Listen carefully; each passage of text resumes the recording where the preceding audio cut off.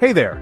Are you tired of watching others build wealth while you stay stuck in the same spot? You see them out there? Buying real estate, driving new cars, going on vacation seemingly every month while you're stuck eating ramen for the 5th night this week? It might not just be bad luck, it could be your habits. Today, I'm going to break down 10 habits that are keeping you poor. And the worst part is, you might not even realize you're doing some of these things. We're going to dive deep into each one of these, and by the end of this video, you'll have a solid action plan to start breaking free from these and start building real wealth. But before we dive in, a quick disclaimer. This is not financial advice. I'm not a financial professional, just someone here to share some relatable insights and tips that have helped me and countless others achieve financial freedom. Remember, your journey is unique, and what works for one person might not work for another. So, are you ready to ditch the bad habits and start building a brighter financial future? Let's do this. First up, spending more than you earn. This one's a classic, but it's the biggest wealth killer out there. It doesn't matter if you're making $50,000 a year or $500,000 a year. If you're spending more than you bring in, you're on a one-way track to being broke. Think about it. If you spend $1 more than you earn every single day for a year, that's $365 you're short. Now imagine that, but you're spending 10, 50, or even hundreds of dollars more than you earn every single day. It adds up faster than you think. Look, I get it. It's easy to get caught up in the cycle of wanting the latest gadgets, eating out at fancy restaurants, or constantly upgrading your wardrobe. But trust me, that short-term satisfaction isn't worth the long-term financial stress. The first step to breaking this habit is simple: track your spending. Use a budgeting app, a spreadsheet, or even a good old-fashioned notebook. Just find a system that works for you and stick with it. Not tracking your expenses. How can you possibly expect to get ahead financially if you have no idea where your money is going? It's like trying to lose weight without tracking your calories or trying to build a house without a blueprint. You might have a vague idea, but without a solid plan, you're setting yourself up for failure. So many people are walking around with financial amnesia, completely oblivious to how much they're spending each month. But here's the thing: tracking your expenses doesn't have to be complicated or time-consuming. Number 3, prioritizing wants over needs. We live in a world of instant gratification. We want it all and we want it now, but here's the cold, hard truth. You can't always have what you want, especially if you can't afford it. There's a big difference between a need and a want. Needs are the essentials, the things you absolutely need to survive and function in society. Things like food, shelter, healthcare, and transportation. Wants, on the other hand, are everything else. They're the nice-to-haves, the things that make life more enjoyable but aren't essential for survival. Avoiding saving and investing.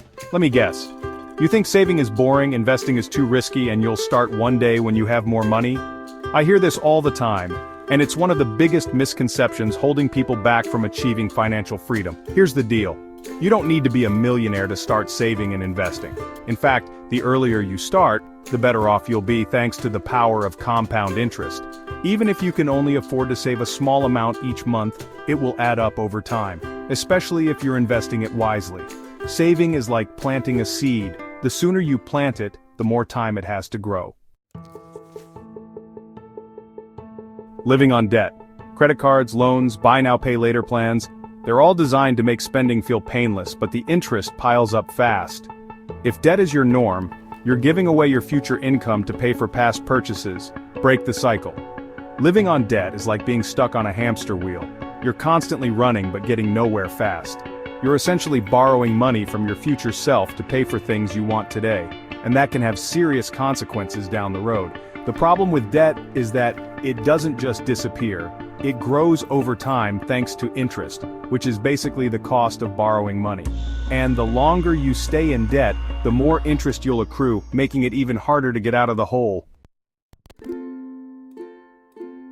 Ignoring financial education. In today's digital age, there's absolutely no excuse for financial illiteracy. You have a wealth of information at your fingertips. Literally, you can learn anything you want online from the comfort of your own home, often for free.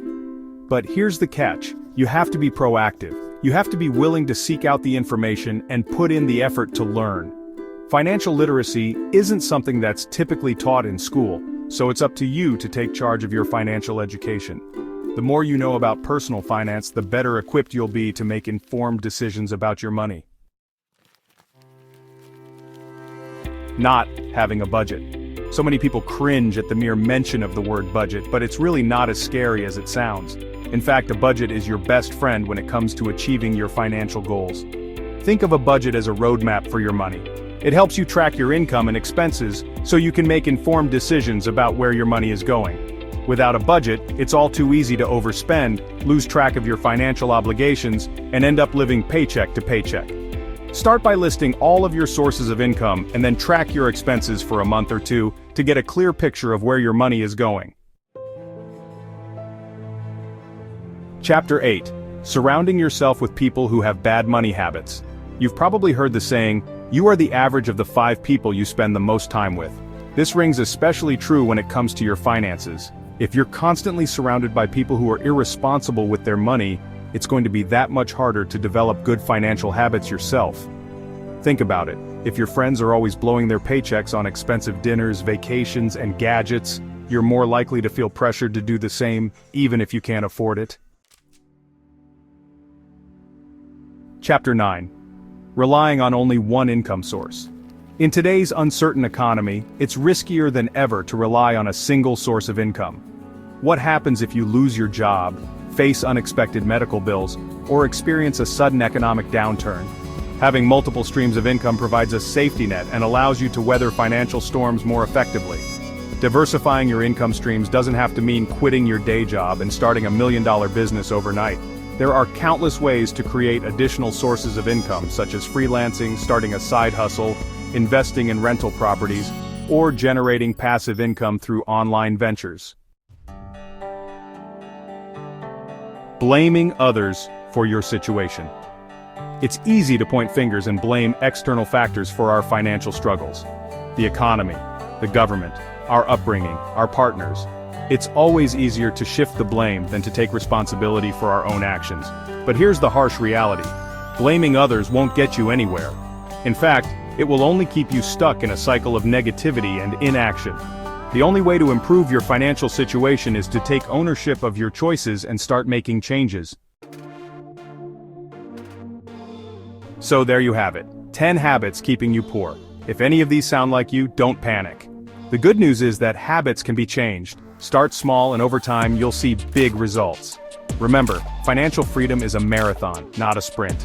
It's about making conscious choices every day that move you closer to your goals. Thanks for watching. If you found this helpful, like this video, subscribe to the channel and share it with someone who could use a little financial wake-up call. See you next time.